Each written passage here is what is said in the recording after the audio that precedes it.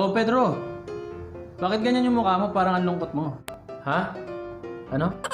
Ang sabi ko, bakit malungkot ka? Wala to. Wala. Hindi, malungkot ka eh. Yan oh, ang sad ng mukha mo, tingnan. Sige na, i-share mo sa akin. Ano ba yon? Anong problema? Nagpunta kasi ako sa PWD. Basta, hindi na malala. Ganun na rin yun.